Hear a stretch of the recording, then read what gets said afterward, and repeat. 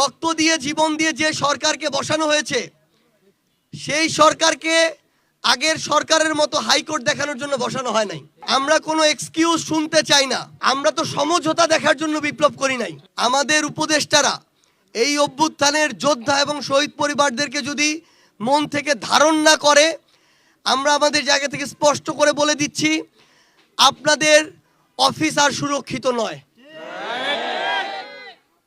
আর অন্য বাইরের কাউকে লাগবে না, কোনো ফ্যাসিস্টদের দালাল দোসর লাগবে না। আহত যোদ্ধা আর শহীদ পরিবারকে তাদেরকে সাথে নিয়ে আমরা আপনাদের অফিস বন্ধ করার ব্যবস্থা করব। আমরা স্পষ্ট করে একটা জিনিস বলতে চাই, রক্ত দিয়ে জীবন দিয়ে যে সরকারকে বসানো হয়েছে সেই সরকারকে আগের সরকারের মতো হাইকোর্ট দেখানোর জন্য বসানো হয় নাই। আমরা কোনো এক্সকিউজ শুনতে চাই না। সরকারের পক্ষ থেকে ঘোষণা দেওয়া হয়েছিল শহীদ পরিবারদেরকে 30 লাখ করে টাকা দেওয়া হবে। 5 মাস হয়ে যাচ্ছে, এখনো কেন টাকা দেওয়া হয় না? যারা জনগণের শত শত কোটি টাকা চুরি করেছে তাদের থেকে কয়েকশো কোটি টাকা, কয়েক হাজার কোটি টাকা নিয়ে এসে প্রত্যেক পরিবারকে 1 কোটি টাকা করে দিয়ে দেন না।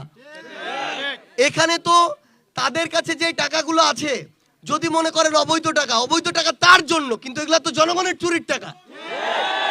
তাহলে এগুলো জনগণের টাকা আমি জনগণের মাঝে দিয়ে দিব। দেশের জন্য যারা জীবন দিল, রক্ত দিল, তাদেরকে দিয়ে দিব। এখানে সমস্যা কোথায়? কিন্তু তা না করে না দেখতে পাচ্ছি দৃশ্যমান দ্রুত কোনো বিচার, না দেখতে পাচ্ছি মন্ত্রণালয় থেকে দৃশ্যমান চিকিৎসা সংক্রান্ত বাইরে নেয়ার সংক্রান্ত কোনো দৃশ্যমান পদক্ষেপ। তাহলে আলটিমেটলি আমরা যে পার্থক্য করব, কোন পয়েন্টগুলো দিয়ে পার্থক্য করব? আমরা তো সমঝোতা দেখার জন্য বিপ্লব করি নাই।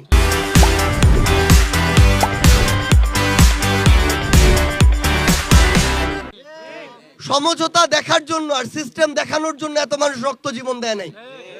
আমরা আমাদের আহত যোদ্ধা এবং শহীদ ভাইদেরকে সামনে রেখে তাদের রক্তের উপরে দাঁড়িয়ে আমরা শুধু একটি কথাই বলি, ধৈর্য অনেক ধরেছি। সরকারকে প্রত্যক্ষ পরোক্ষভাবে অনেক সাপোর্ট দিয়েছে বাংলাদেশের মানুষ এতদিন, কিন্তু এই বাদ আর বেশি দিন থাকবে না।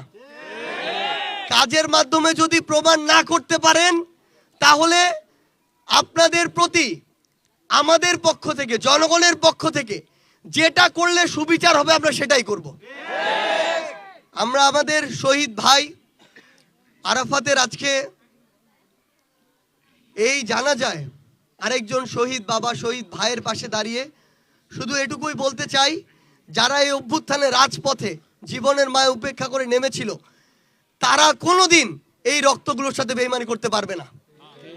তারা হয়তো বিভিন্ন সিস্টেমের কাছে কোনো না কোনোভাবে প্রত্যক্ষ পরোক্ষভাবে একটা কুক্ষিগত হয়ে যাচ্ছে, কিন্তু তাদেরও ধৈর্যের একটা সীমা আছে। যদি বিন্দুমাত্র সামনে এরকম দীর্ঘসূত্রিতা দেখা যায়, আমার এই ভাইয়ের জানাজা থেকে আমরা বলি, আমরা আমাদের ভাইদেরকে নিয়ে যেই স্পিরিটকে সামনে রেখে জীবন রক্ত দেওয়া হয়েছে সেটা বাস্তবায়নের জন্য আবার আমরা রাজপথে নামবো।